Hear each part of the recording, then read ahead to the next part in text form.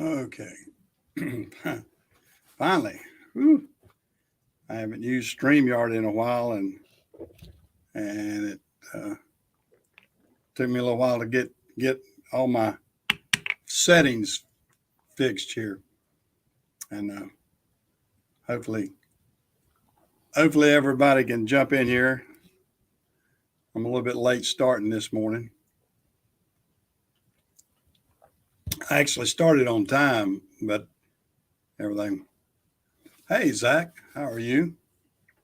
How things down under, Zach?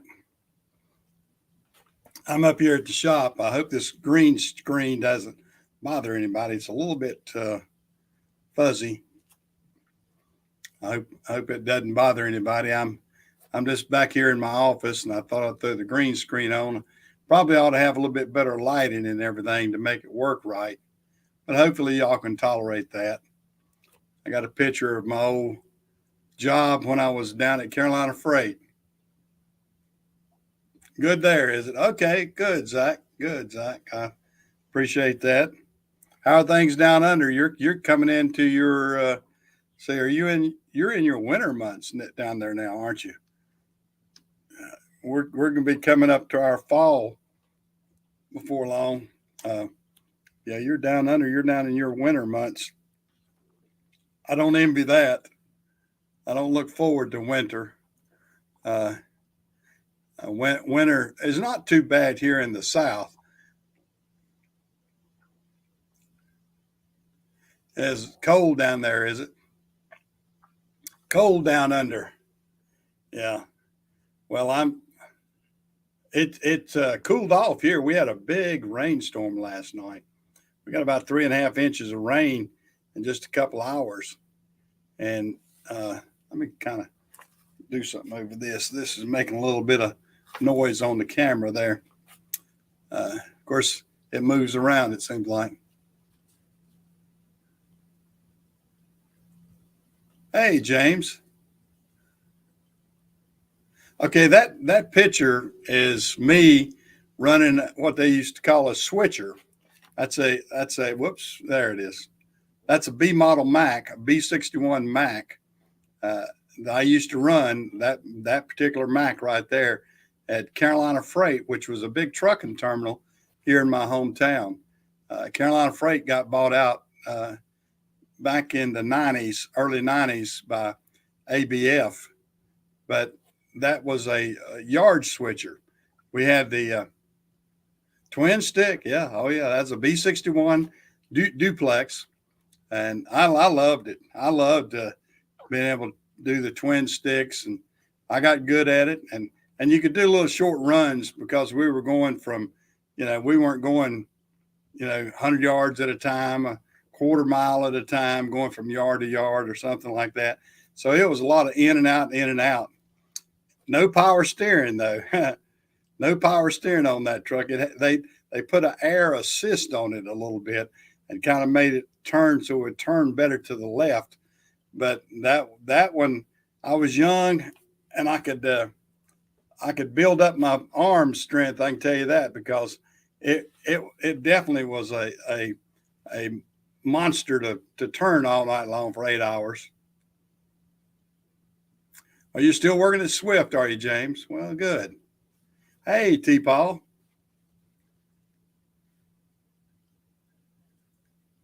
Yeah. Well, get all you can and done if you can. Yeah. Yeah. But that's the old days back there. I did that from 1967 until about 1980. I quit that job in about 1980 and went out and did a few other things. Kind of went out on my own, and then even I ran uh, with a trucking company out west a little bit. Very very short time for that. I didn't particularly like that. Hey, Chris. Yeah, yeah. T. Paul needs to fix all of us some preserves there. Uh, get us. I don't know what all they're canning. Uh, Canned some beans, I guess, some beans and okra and tomatoes and my mother used to have us pick blackberries. We used to pick blackberries, and my mother would do blackberry jelly uh, a lot, a lot. I mean, I was raised on blackberry jelly, that's for sure. I mean, she would probably can, gosh, probably 30, 40, 50 quarts of blackberry jelly.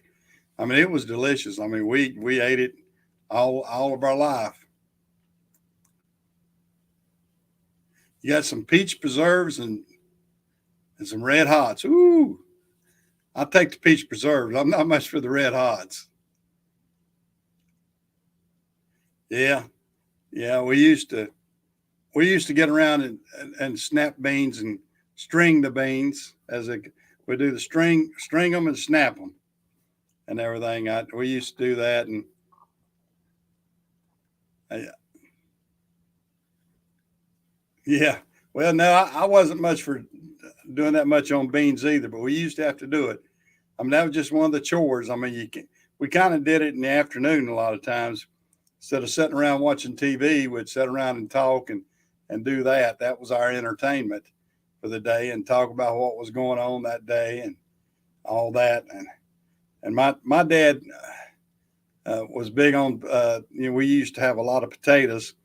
We'd get our potatoes, and dad had uh, a small little, what they call a David Bradley tractor.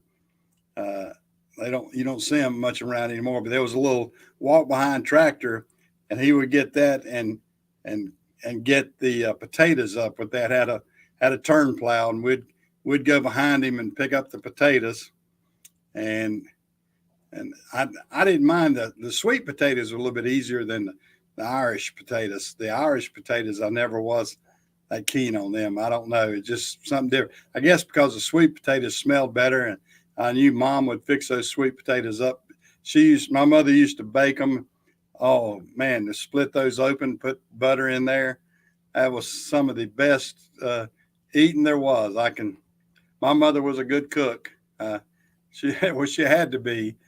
She had to be a good cook out of necessity with four boys. So she would cook the sweet potatoes, and my mother was a great biscuit cook. I mean, we used to have biscuits and gravy for breakfast just about every morning, and it was that and oatmeal and eggs and everything. So my mother kept us fed good. She we, when she cooked breakfast each morning, I mean it amazes me to think about it now. How many eggs that she had to cook, and the oatmeal and the gravy and the biscuits. But boy, it smelled good down there when we were getting ready to go to school. But as young boys, now of course we all had our chores too early in the morning before we ate breakfast. My brother D, he would milk the cows. I'd slop the hogs and get the eggs. And sometimes Don, my oldest brother, of course, Don, as we got more into the farming, Don was up and got married and moved on. But he was early out of the house, I guess you might say. And but I remember D and I used to have to do a lot of the chores. And my youngest brother Perry, he was too little, so he got to stay in the house. Mom didn't want him out there, so they depended on me and my brother D, just older than me, to do a lot of those chores. And Don, well, one thing Don was doing, Don probably didn't do some because he was a school bus driver, and he actually went to a different school because we were right in the middle of two school districts. He went to Tryon High School, and Dee and I went to Cherryville, and that's where we went all the time. And so he got to leave a little bit early because he had to actually drive the school bus. But we would do all that stuff, and boy, good old days thinking about that. Good days, good time.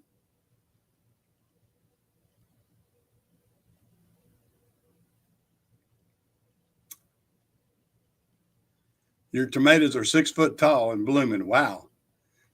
That's great. That's great, Chris. That is great. I'm gonna try to keep this little. I don't know why this is interfering right here. Y'all don't y'all don't mind.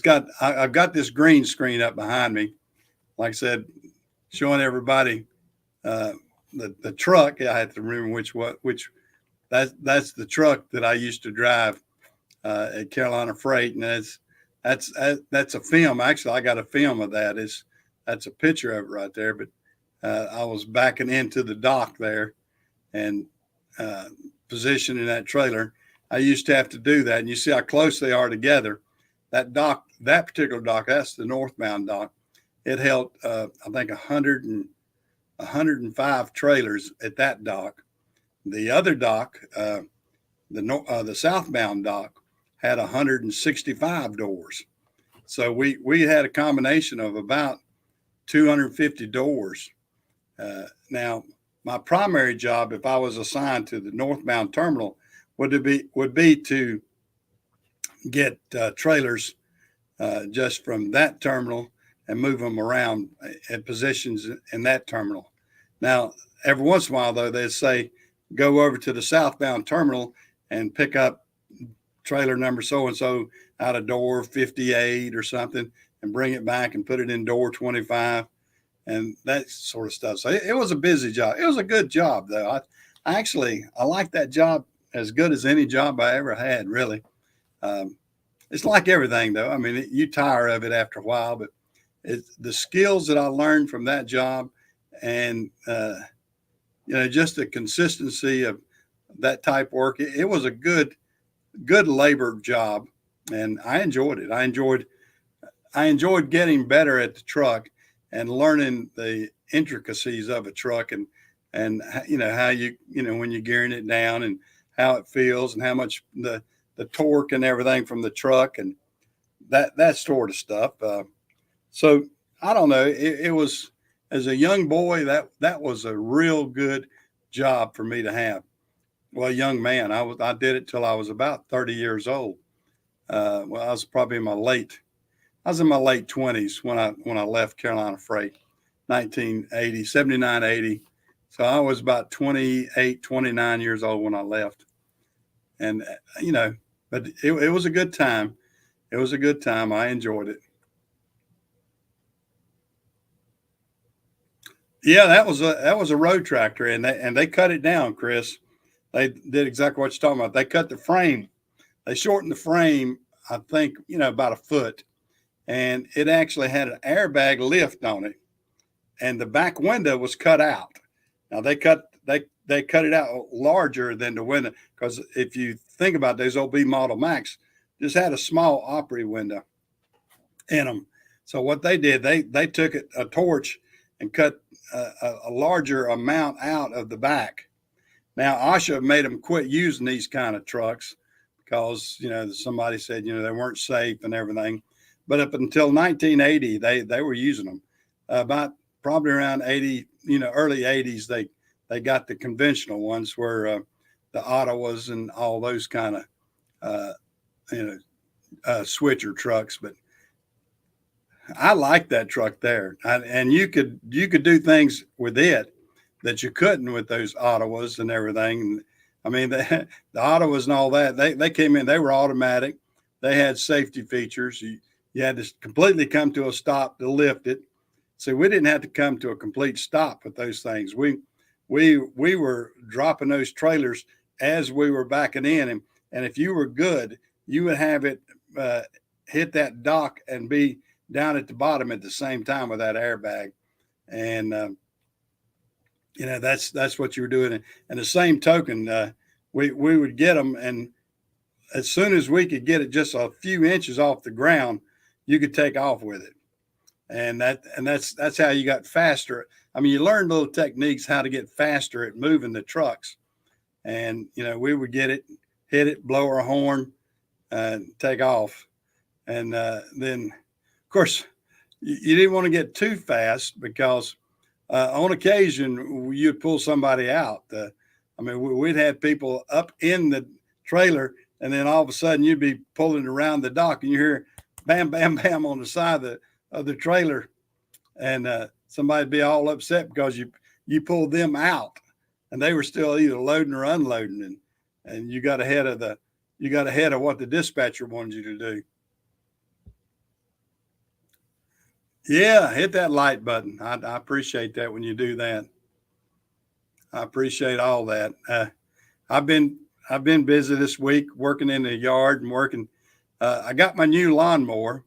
For some of y'all heard me talk about that. I got my new Ryobi 80-volt lawnmower.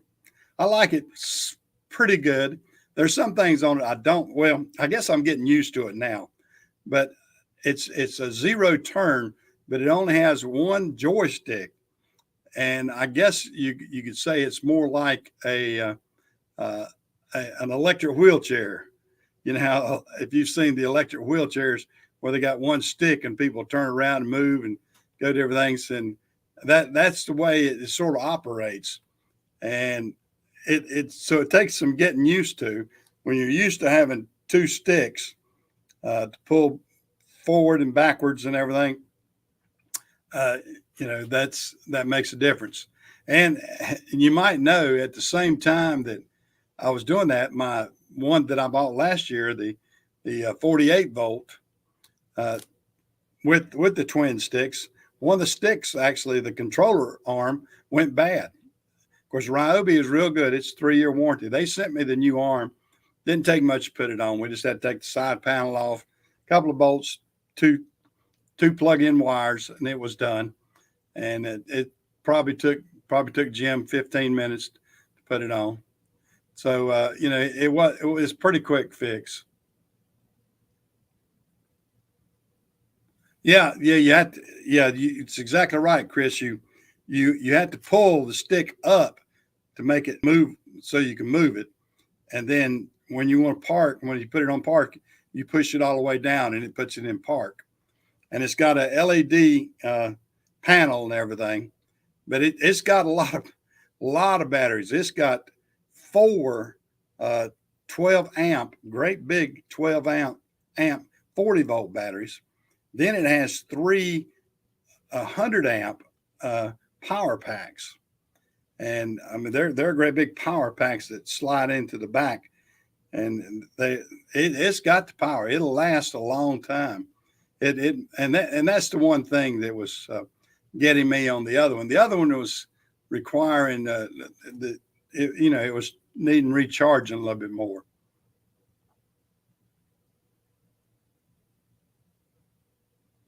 Yeah.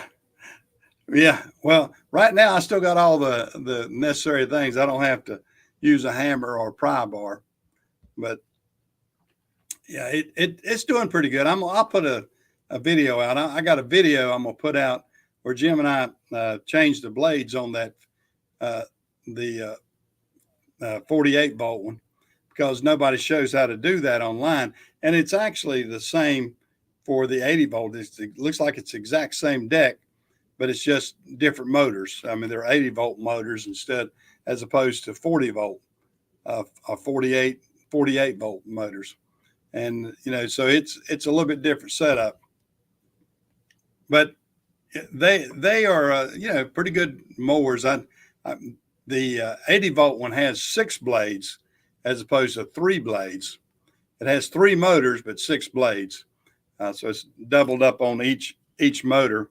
And it seems to be, that's one of the things that really makes it mow really good. I like that. I mean, it's putting a pretty cut out there. It's not short in any way on the. I mean, it seems to be mulching up the grass way better than the other one does. I'd like to have some better blades on that 48 volt one.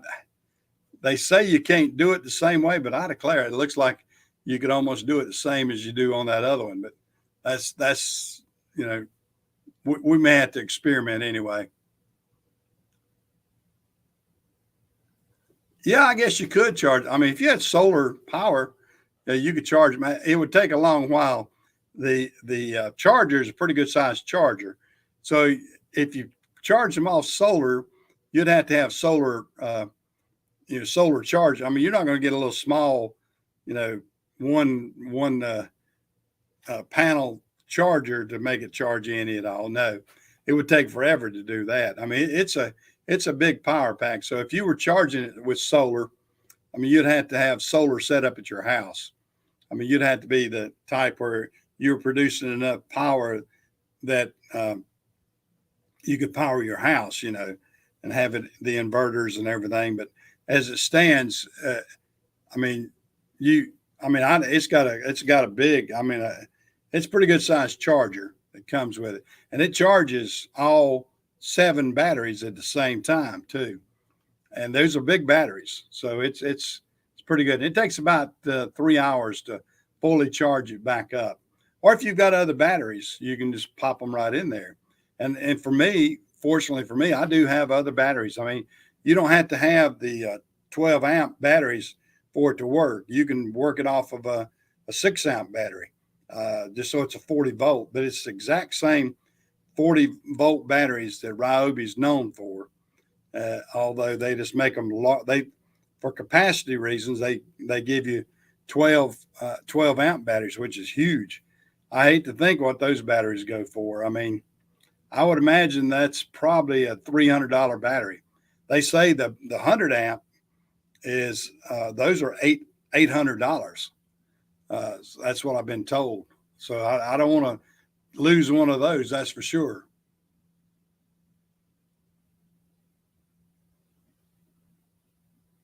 Yeah. Well, I'm not looking for any sponsorship. I've bought a lot. I honestly like Ryobi's yard tools and everything. So I'm a Ryobi junkie when it comes to some things. I've got their weed eaters. I've got their push mowers. I've got several push mowers. I mean, I've got a lot of stuff to mow. I mean, if y'all saw what all I had to mow, you'd understand why I have these. And I could do with less. I could probably do with less, but I've got each one of them doing a function that I like.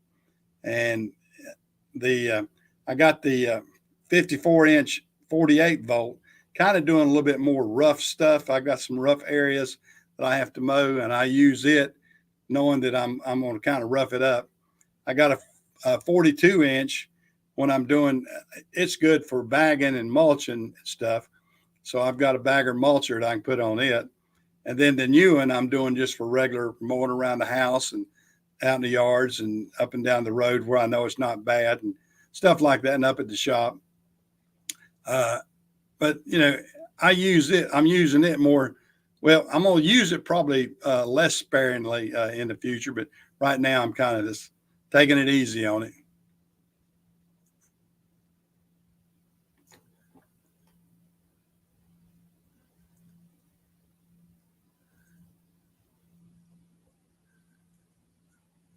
Yeah, well, that's what I've got my 42-inch. Like I said, for tight spots, that's what I use my 42-inch.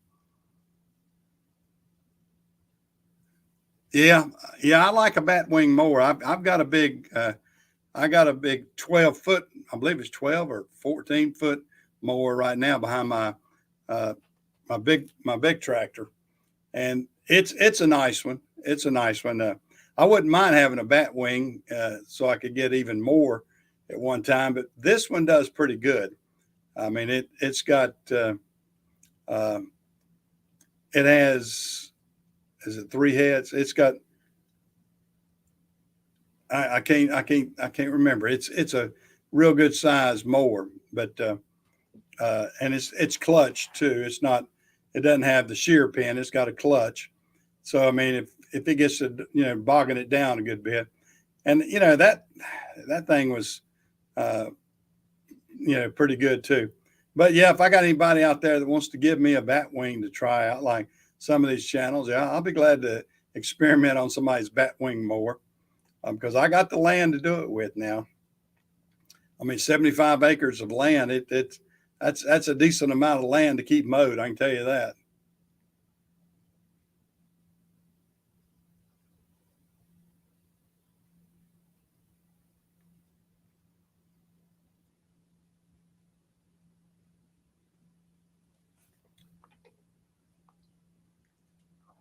Yeah, yeah. Now you're talking about Milwaukee. I don't know which one you're talking about, Chris.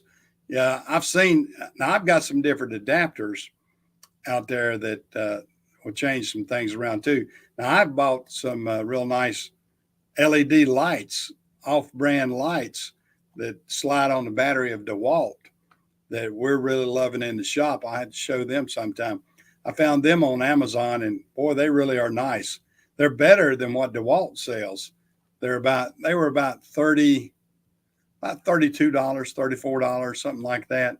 But they've got a big LED screen, and that'll rotate a little bit and everything. And I use those a lot, and Jim uses them a lot here in the shop, and they're really nice.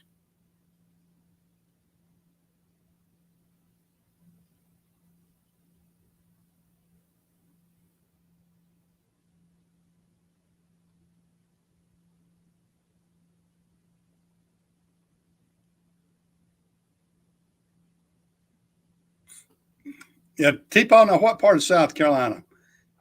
I was thinking you were in North Carolina. What part of South are you? You're in the upper part of you're in the upstate, aren't you? Up above Greenville area, the Greenville Spartanburg area. Isn't that where you're at, T-Paul? I'm at least I'm thinking. I was thinking you're either there near Brevard, up south of Hendersonville, Table Rock. Okay, that's where you're at. Yeah, that's pretty. Okay, that's where I thought you were somewhere close close to that. So you're right up above Greenville. I have a brother-in-law and sister-in-law that live in Greenville. Well, actually, he has a place in Greenville and also up in the mountains of North Carolina, and he's got a place in Alabama. He's a retired doctor, so he he had a practice in Greenville South for a long time. He had a practice down there called the Hand Center, right off 385 in I mean, not Spartanburg, in Greenville.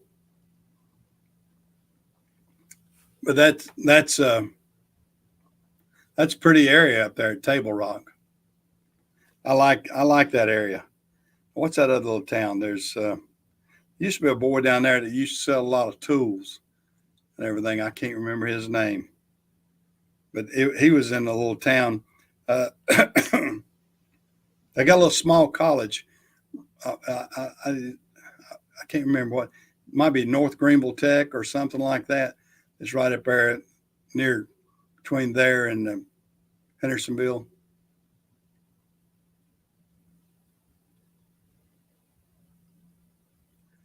Yeah, the bears are out. That's for sure. Yeah, you can. I've seen some photos where bears have come down this way too. So you got to be careful with them. Yeah, yeah, Tigerville. Yeah, I know where Tigerville is, and there's a there's a couple of those little small towns. I'm trying to think the name of down there, but I used to go through them.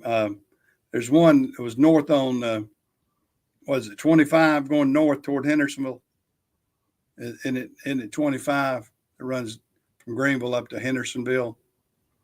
I think I'm right on that. I used to we used to cut back coming from Asheville down to Greenville to our Greenville terminal, and I would cut through there and go down 25, and it cut a lot of mileage. They'd route us down 26 and 85, and then we'd cut across down through 25 and cut off about 20 or 30 miles there. So it was a good little shortcut for us.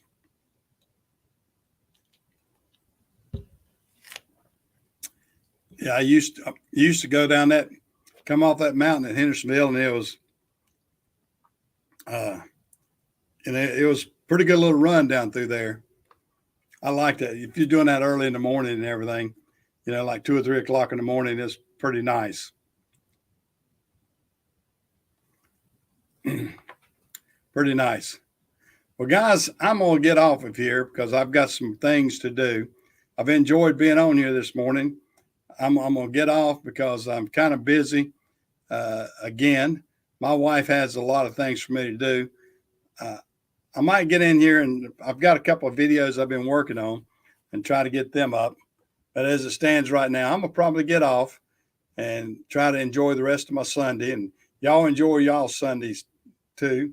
And I'm gonna just go on out of here and head on back down to the house. See you guys.